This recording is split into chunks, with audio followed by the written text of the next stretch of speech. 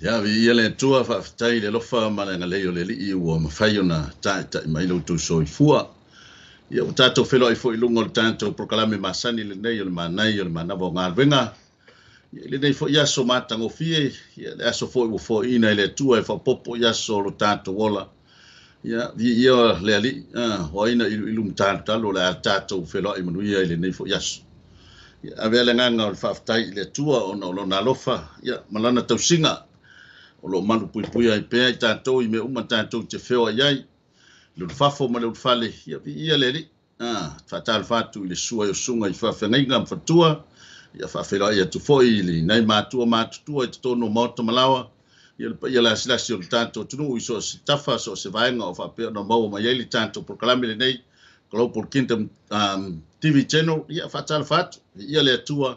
Ia o ta mai lo tu soifua ia tato felo I lunga o pau ngalo le nei fo I tu la fiafi ia ave lava le inga I le tua ia le ua tanga I mai fo I le nei fiafi ia o ia si o so tau fo I le nei fiafi ma to lua ia o si o tali ia manai ia o le ona ua ava no fo I le nei fiafi ia le fo manai fo I sa se faiso na sao mo le fa fia tamaiti au ona ia fa masadi tamaiti au ona ma serve le tua I so se vaenga o nanga ia me se fa nga fo I taleni fa nga la to leo o ame alofa o fa me alofa ina ia le ia fa pena lava ona le tato ngalwenga tau ave tato matua ia le ia a le neitula ia la fa tato talo tato tunatu le tua la amtanga tato proclame ia ona tato fa me fa solo le ne fiafi ia o mātou whaafatai lava lau fio lo mātou tamai o le langi whaafatai lau tai ngā lofa. O e malutia ina pelo mātou ola I leo whafo ma leo whale. Ia leo e au maia I mātou, o mātou au lia manuia le nei fo I vaenga le aso. Whaafatai tele lava I lo walofa ma lo wanga le lei lo mātou tamai. Iau whamanuianga ese. Tono na yo mātou ainga. Iau lau whamalolonga yo mātou tino. Le tua ia evivi ia whaia e o mātou loto ma whaafatai a lau fio. Ia le nei foi tu la lo mātou tama ia ua mātas. Tā pena foi malatali, le li ia tau tua foi lo tunu I se upu whamalosi o le nei tu la, me se foi, ia o ni pese foi e, moli ai la wa fionga pa ia. Ia tatalo lava ia te, o ame mātou te whaia lava ina ia māua lunga ai le vi inga o lau fio. Whatau waa al tangata, ia whamoe ai le mana o lo wanganga pa ia te fisoso ni mai. Tātou au ma oe, manuia ai me uma mātou te whai. Tu mau ia te oe lau vi inga. Nei maso malawa e oa I whavau lau. Amene, amene. Ia la, a mata tātou pokalame I sina pese. Ia, whaso solo I leo nisi waenga fo I peo na iai. Masani I tātou pokalame. Ia o le manai o le manawa o ngā luenga. Ia, I a fiafta I tas. Ia, ia leri. Ia.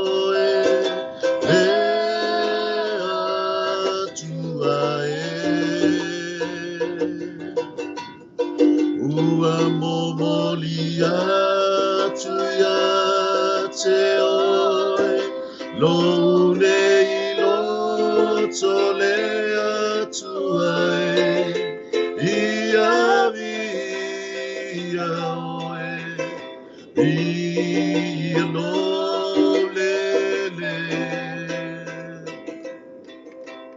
sisi o uli maya te oe fa manu ia te oe fai taulanga ia te oe lo atu ai ele ai se tu sama oe ele ai se tu sama oe ia via oe via lo lele sisi o uli maya te oe fa manu ia te oe fai taulanga ia te oe lo atu ai ele ai se tu sama oe ele ai se tu sama oe ia via oe ia lo lele ia via oe via lo lele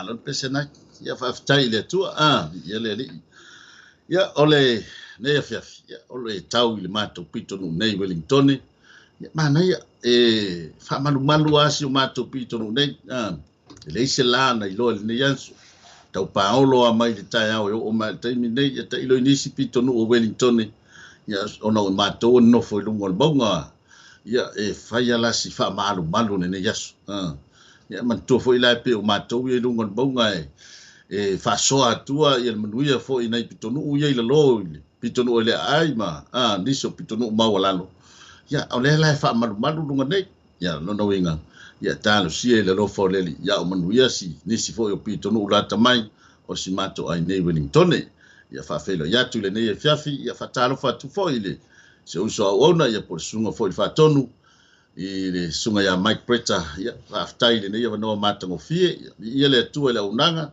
ya tau le ya pela nga le le tua fa mduia la sunga ma tulanga fo i pene tofi matute fa fela ya fo i se uso ona le sunga le matu tai Wellington nei le sunga ya lale na fo toa ya fa talo fat ya le wa to seki ya ku rungo bonga fa tai fo talo ya le wa so longa mduia ya le tato wale si fa sa lau rungo le matu pito no nei I wai no yo mata ya le ri ya ai ole sina upu fa malosi ya moli ai fo I le tulanga fo tato por kalame ya wa ole winga le ole le mana vo ngal venga ya e vatu le upu fa malosi so upu toe pi fo le lo ta vale fo le lo ta vale wa mata ona tau umon pensin ya ona toe utu le fa penala la ngona ole ne yasu e anu lo fo ila o nanga wa vai wa tau wa faisi vai wa faisi ona o tele o tu no ai pena ile yasu ia ona te fa popo tu fo ile o sisi malo si fale nganga e ala ile fionga pa ia le tua ya ai o le tato tu si fai tau ia le mo mai le tu si le mo Samuelu ia mtau pelua ia alona fai upoe mo mua e o se furu mo Samuelu mtau pelua ya mo mo e o se fulu ya tala na pe ona masani fo ita to tala ile tina ya hana mo e o se fulu ya le tatu tu si fai taule na ya o le tatu matua ia lo mo malina ile mo mua Samuel tau pelua ia a lona foi upelua ala fa tau mo mola tatu tus fa tau ia ona fa solo to ile inisi vainga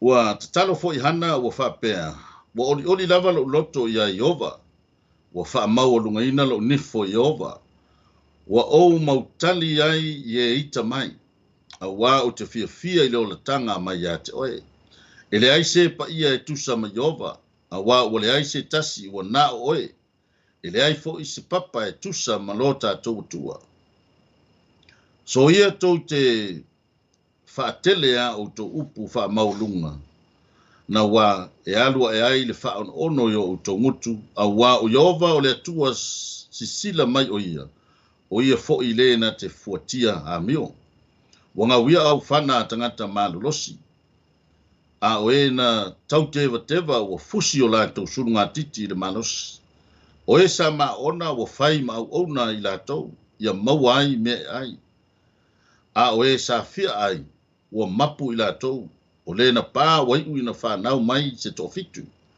a o ia wa to tele ana whanau wa vai o ia o Yehova na te fasioti ma faola na te fao o ifo i le tunga mau ma fafo iae o Yehova na te fa mativa ina ma fa ta mau ainga ina o ia na te fa mau lolo ina ma fa mau lunga ina na te fa tula ina le tangata lau tele mai le ele na te fa ia ina fo i le tangata mativa nai le fa ta funa ia nofo fa tasi mali ia fai fo i mo la tau tofi le nofo ali mamalu a walo ia Yehova fa vai le lalolangi wana fa e ai le atu lau e leo e ia vai o ona tangata pa ia ai fa lo longo tangata na sala i le pōriuri a wai le malo le tangata i le malos o e wa finau ia Yehova e fa momo ina i lantou e fa pe mai e ia le e fa pa mai e ia le faitili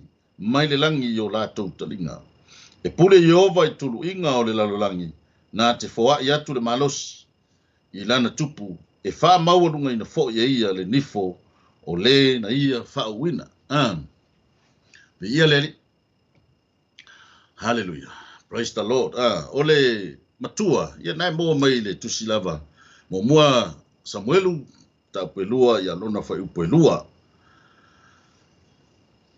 e le ai se pa ia e tusa ma Yehova a wa o le ai se tasi wa na oe e le ai fo i se papa e tusa ma lo tatou tua hallelujah fai mai le ulutana o le fai tau le ampo le vaenga leo le tatou tusi fai tau o le vi ia hana i le tua o le anga sala le whanau heli ia tatou te leo ola ia heli ma le anga sala la le whanau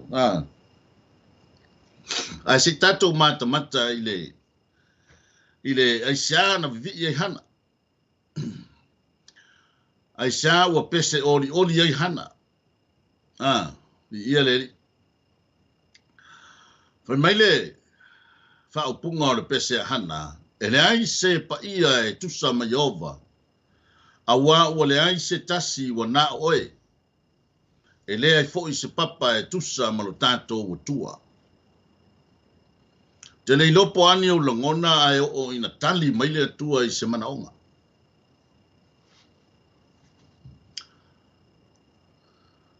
a fai e tali sa paia e o ao wa tu lima atu e le tua se manaonga ia te oe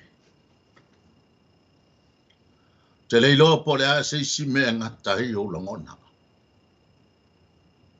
hallelujah vi ia le glorify your name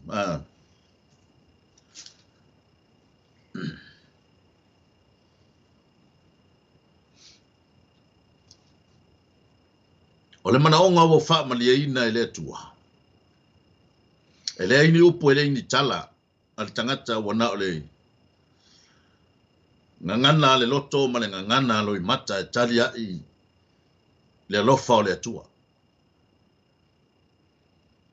ai wana o le tatou sula o le atua i lo nanga le lei pe ona faia le sula le pese le a hana e sula i le alofa o le Hallelujah. Pauale o le nganga e o soifo matoto ifo ya te tatou. Pe ao o ina tali mai le tua. Matua ao mai le tua se tali o tatou manaonga. Tatou whapea ifo le tua o le aia seisi tu samaoe. Hallelujah. Whawhetai ia hana. Ele isulu hana i sesi ilona manaonga. Me mo mua la e tau na mafufau ia i tatou.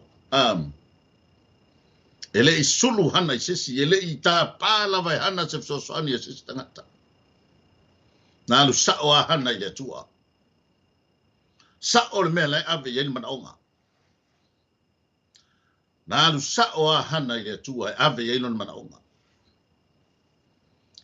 Ele o toi pola se lilo i lau whaafonga.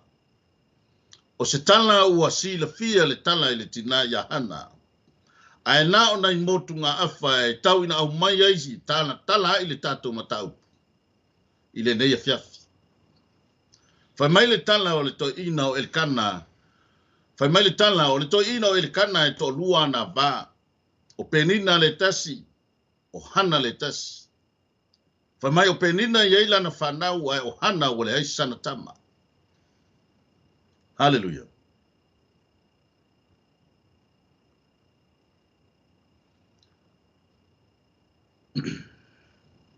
E wila vai se lofa o le toi ina o Elkana ia hana. Ai pangalea.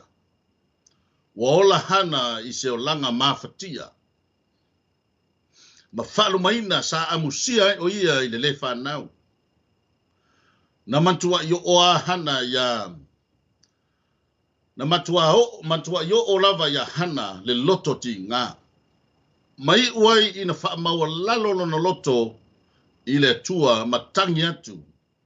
Ia whawai mai se tama ia te ia. Na tali le tua i le tina ma ua whana wina le tama o Samuelu. Ia po le urua i profeta o Israelu. Lea la ua toi fo i mai ai le tina se i toi mo moli le na whawhetai i le tua. Aisea, le anga e tatau i le tua le viinga. O le manatu le nā ua whaau tū i ai le tātou sa vali le neia fiafi. E tatau i le tua le viinga. E tatau i le tua le viinga.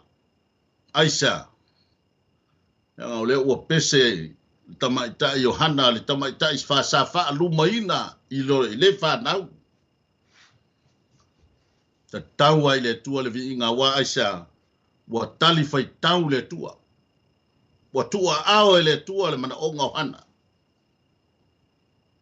Ai le fa pena na alu ai hana ma. Fia maori malu ai.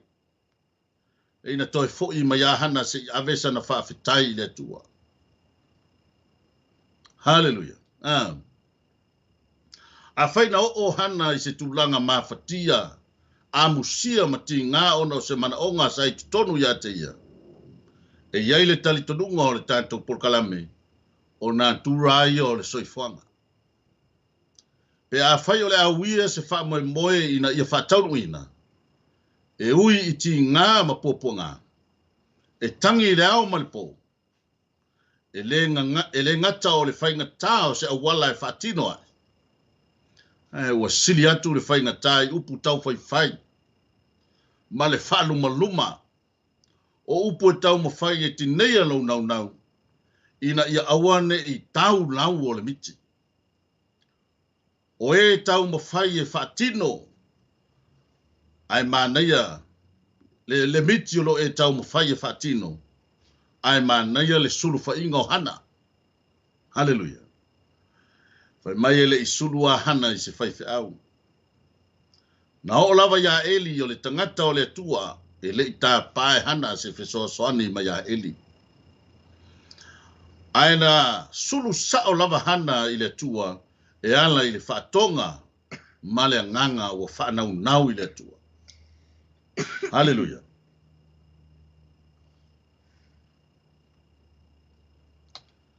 I le fia mana o mia o se whesoasoani. Praise the Lord. Hallelujah. Na ua, si le fia na tali sa paia e le tua le tawa anau hana. Fa mai wa tautala lava ia i lona loto. Wa na ona memu ona la ngutu. Ai le la ngona lona leo. E ui lava ina le la ngona le leo hana.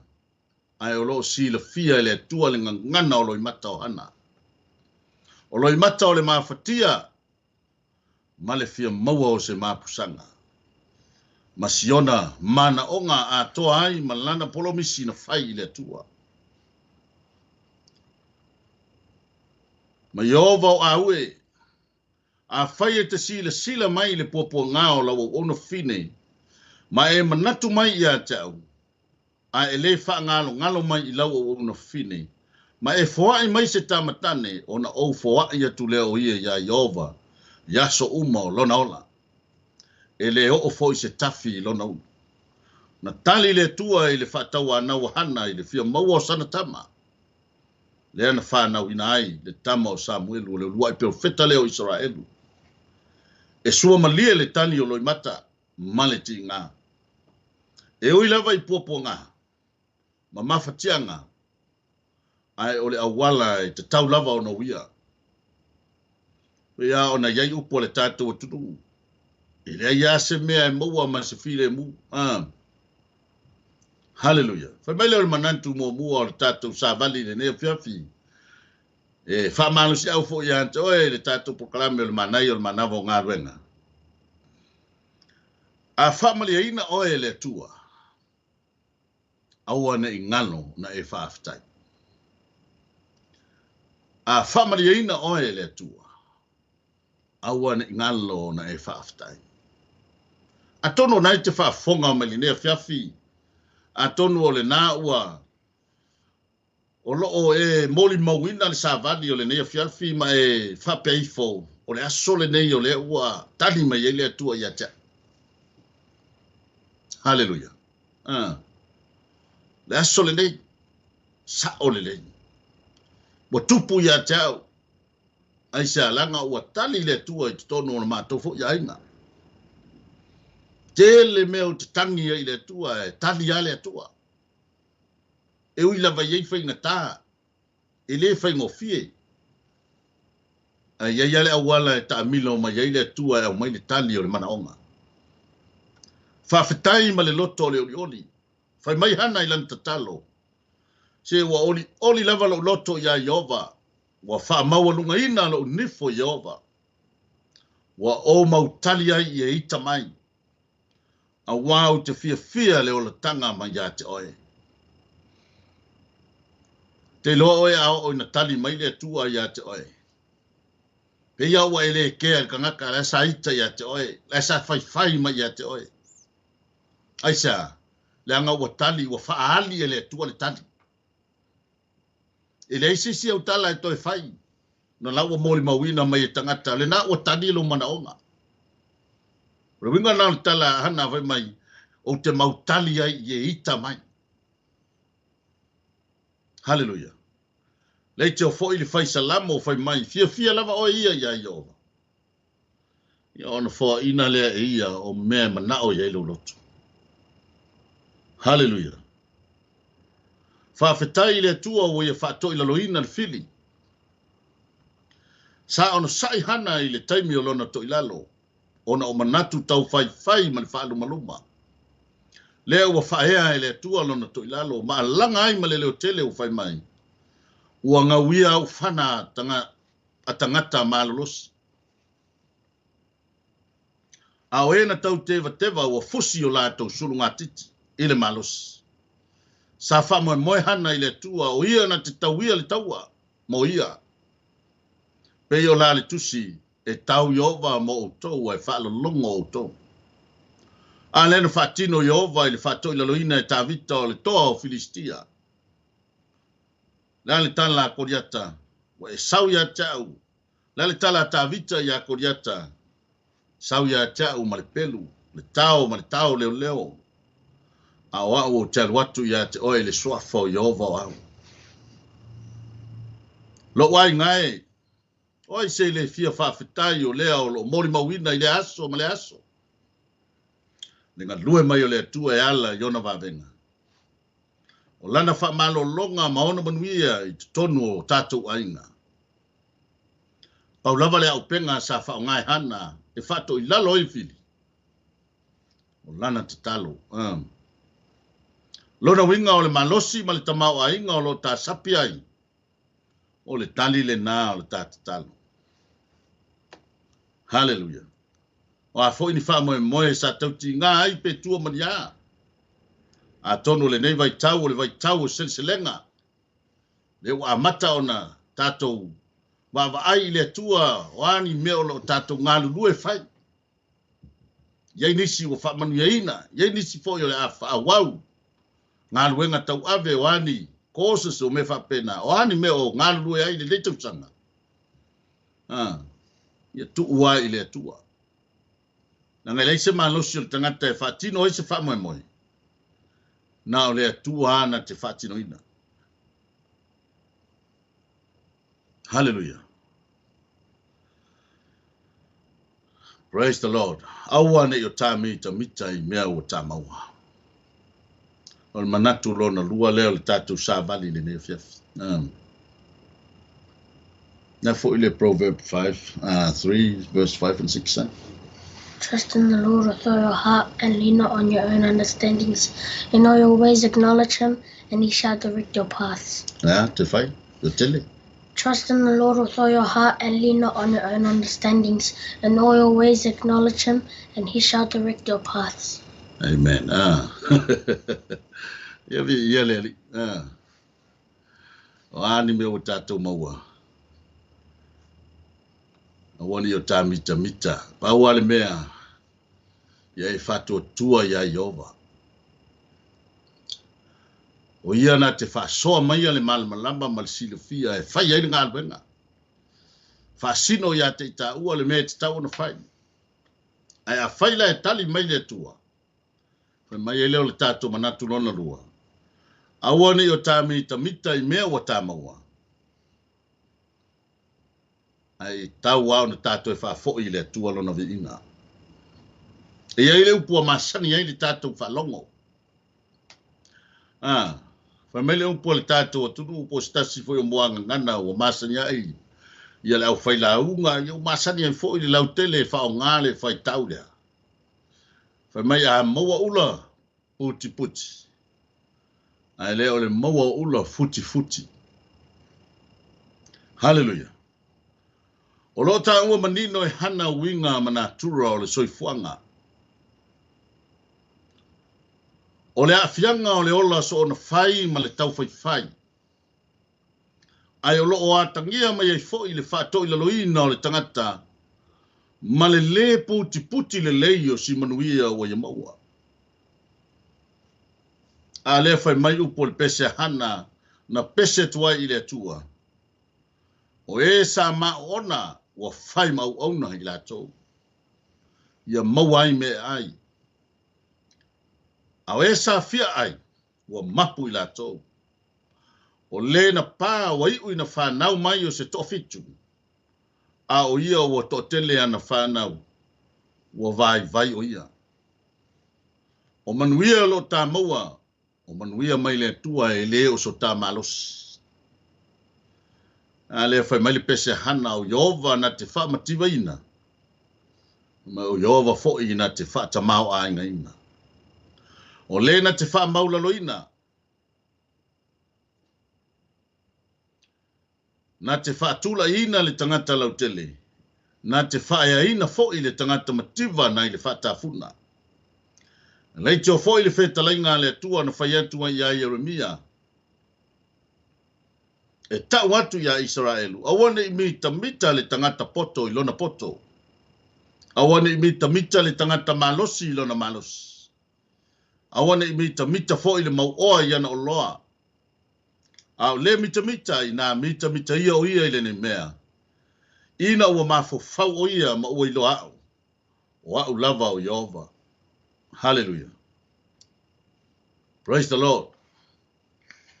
Faisina tala la titi e. Fa o mai li tātou sāvali. Ia te usule o leisi ma pese ma tam pese lea. Pa mai se ise whainga ua se li ima se tamaitai. wa umi tau sanga o si ala maftanga. Tonu loa e manantu le li lea, o le a nofola na teine. Ai o le alu le aonga le ami, po le aonga hafo lea e a o le tau ngā whanga. A uma maila na aonga, ia na sau lea whai le la whai poiponga. O steine sia wana o le nofo te talo ma tapo ia le aonga siana mana mea. Ma moe miti se aso le ala whai poipo ai. O se teine foi o se teine la le lei, ai pangalea e whaisi mau o lalo, o le tamau a inga o siona a inga. Wai ule a onga alana uo tama, ma ua whauina foi mai le ami. O le la o le a whatali po whea lea o le anga lue hai e tusa ma tō whinga al matanga luenga. Ua mawhau whau si ali i ona manatu. A tono leo le a te lelo na tongi. O le a maua maila na ngā luenga. Ai o lana teine, ia ele whai ngā luenga. Dona winga o le a le pa leni ai la le te leo lona tupe. O lona tutongi. Ia malmativa o siang teine. A lana teine le sa tapo ia lana onga. O le teine le sa nofo te talo a le alusi ia le ile le onga. O le ami. Tanga lo whaila na tusi mawe lana teine. Ia malie oe sia uo o le a wha umal ta whainga uo. Alu oe su e se tangata mativa e pa leni ma oe. Ona o au o tamau a inga i lau ngā luenga. Na ti ngale matui tui le teine ai sa ia ta lia ina ona o lona mativa. Mai walu aso e sau aso. Ia ua maua le pa anga fau le teine. Ma le lilo le teine. Ia o le posi lea po le pule lea. A lana ex lea sa la fewai. Lana tamba lea sa alu le ami lea o tia ia na ia. Le li lea wala mafuta. Ia o le pule lea tangata lea lana ex. Ona whailo leo tō whinga o le ngā luenga le ex-boyfriend lea le mai tai. Whai mai, o ia o le alu atu e leo pō i lana whaititoa. O leo wa tofi le posi ele. Ia po le tō lua o teine. Ia le ex-boyfriend lea. Alu atu oe le security whafo le whaitoa. Ia o te moe le lei ma. Ma oe o le ai vai le saunga le mua lo fale. Ma se whafo lo fale i taimi e maua ise malo lo. Ia alu atu lo leo le li le alu atu e whaila na tute. Fate ia le li lea i le alu atu le pomo mua o lana ngā ruenga mwhape maila na posi ia te ia. Ia whailo ai ane. I lo to lua lea o ia lea o le asaini le taimi e te amatai. Ia ma le taimi e te manava ai. Hallelujah. Ma le te i o le uso i le vaai atu. O ia wei. O si teine lea sa vaai maua lalo iai. O le a whai ngā ruenga ai lalo lana wawaiga. Hallelujah. O le wha malosi le nā mo i tātou. O le ase. Whe aua o ngā o mai le nei tala. Aua le maua ula futi. Ai maua puti le. Hallelujah. Sa tāpua ia si teine le ngā lue ngā le li le. Ia le wa sau. O manuia mai ala le tāpua inga teine sa nofo ma. Whaile upu fo ile a tātou sa pati ta oto ale whe po ma tāpta puai. Ia pangalea wa tali tuali maina le tāpua inga. Ia le ala le mea tupu. Wa velo na tia i o lana wolea. Ia ma mea wa toi fo ia tua ia whainga ruenga i lalo le teine. I le vava ai ngā le teine lea. O le sa va ai maua lalo iai. Lona winga. I le tatau tātou mita i mea o tā maua. O mea o manuia o le poto o le tamau a inga o a uma mea uma o tā ai. I le o mea i o lo wha soa mai le tua mo i tātou. Glorify your name. Ia le li. Ia o se opu wha malosi le mo i tātou le nea fiafi. E le whainga tai le tua o no toi ave ese mai i tā ua i o na manuia pe a tā whatamala. Whai mai le pese na vivi i hana i le tua. Wa oli lava lo loto ia Iova. Wa wha maua lunga ina lo nifo Iova. Wa sila fia hana wa wha malia ina Iova lo na manao. Lea na ia wha pea nea i le tua i upu wa a vea ma tātou matua. E le ai se pa ia e tusa ma Iova. A wa le ai se tasi wa nao e. E le ai fo i se papa e tusa ma le tātou tua. Ia o le upu wha malo sila nea fiafi. Tau ina ia lo fale atua e wha malmala matili. I lo tau fina ngalo. Ia misi fo i tātou uma wane i ngalo ia te tātou. Tātou toi fo i abele nganga whaafitai. Pea whai wa wha maria ina i tātou ele atua. A whai fo i wa wha maria ina i tātou ma o tali le tātou manaonga. Ia tātou na sapa sapai lelei. Puti lelei. Ia ina ne i toe me lea e tātou manuia o fo ina ele atua mo tātou. Ia le au sotu le isi lea mapese ia ona wha mai ai leo le tātou prokalame le ne fefi. Mai lau.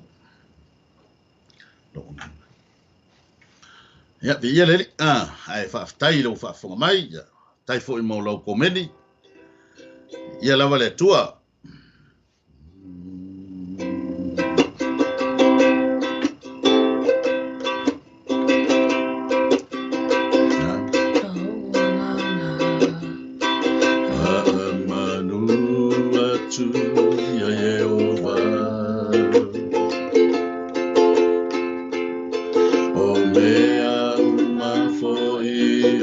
Tonu ya te au ia whamanu atu.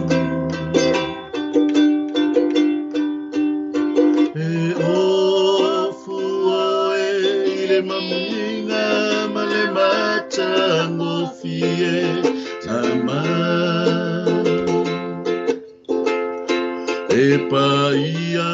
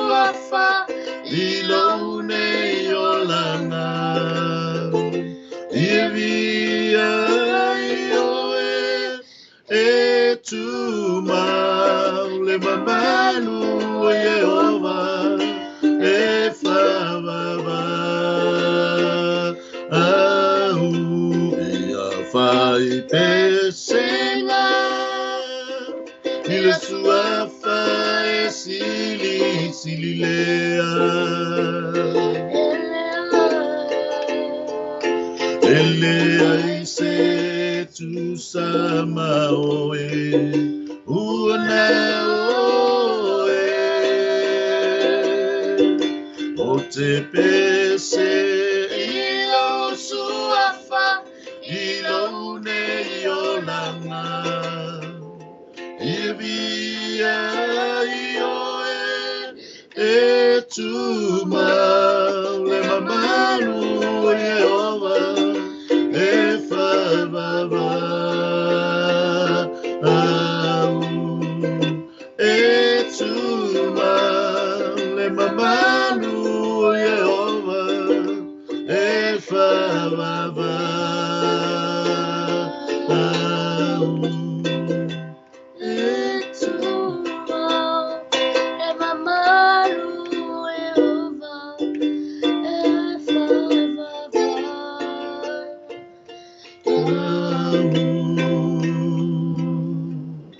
ya biele tu fa ftai deli ya no na upu foi wow ina tato ya ile ngata wow ina tato yo toi fa malo si e foi tato le upu la ya le tu le upu ya wa fa awa e fa tonu ai foi tato ya me se foi ya la pata ina foi tato ya fa ftai le tu e lan savali ya se upu foi mon mai ya fa foi ma lu tau ya me se foi yo se vai malu fo e mon mo atu ya te oi ya tato te ave ale vi inga ile tua wa sa e te tau wa ile tua lona vi inga I mele lei ma me sili wa ia ya masau nia mo tato ya ole au nanga le ale manai o manava o ngal venga ni ne fiafi vel nei taimi mo to yo lo faanga nei la to lo fa pe no fa fonga mai tonu mo to malawa ya fa tano fatu ma to fa felo yatu ya fa fitai lo fa fonga mai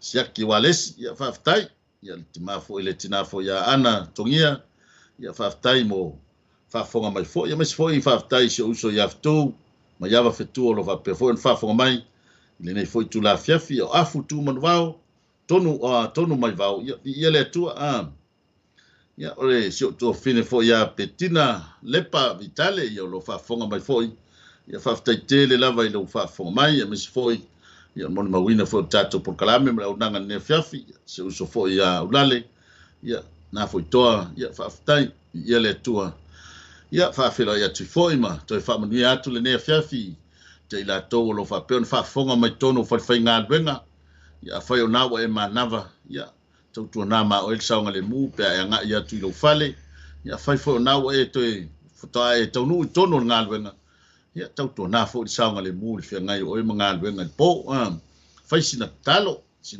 o ni ngalo ya o na talo ya la wala nai leo ile tu ya o ya fe nga fo o nga benga ya ai ya fa manu ile tu fo fanga ma me umo tole ne fia ya manu teleina me uma il fata si mai o tanto li faola si li fo il fa ftai li sunga il fa tonu ya mone ya no sunga ya Mike Preta ya familia le tu la sunga ya me si fo il fa tua ya male ainga ya pole me si fo ile kale si o lo fa pe na o na ile ya ai mal temi nei ya ma o nei mam si o tali ya manai ya le fa uma tu tanto proclame le talo ya tato fato failo le ne fiafi fa tele tama fa tai la va fata si mai lo nganga pa ia le ne fiafi e o mai ale por kalame se u fo sa fa so sa moli tuai ia le mana yo le mana vo ngal venga ne fiafi ia lu tau fa malosi ti matai fo ile mato sa valinga ia mato fai mela va le ne sa vali le ne yo langa le ali ia mato te lo ia fi ta le ala ia la upulava e fai le ia ma lu tau ya te mato to mati ai le mato sa valinga mo e malu finalo talo fa manuia la fa nau so stafa lava fa fonga mai ai tonu foi fa ia tonu mauta malawa ia o ia sitas ia se mana onga ia la ofia le tua e fa madiina le ngalala mana onga tata talo lava ila ofia ia pe ona fa ia hana pe fo ia na fa madiina o lato mana onga tamatu sa malu finalo ia familia le nei au nanga le tua Global Kingdom TV channel ia il manuia o lau fia mis foi fatonu ia tu mau ya te oelo viinga ia o le talo le ia le nei tu la fiafi wala tu ia Yesu Kristo lo matoli mo lo mato faola amene Ia tātou toi wheloi fo istaimi o luma ia mole nei taimi. Ia mai a tau le nei a misisi o tali le ia manai mawhiti. Ia whātou whā soifua ia manuia le nei a whiafi. Soifua mai manuia.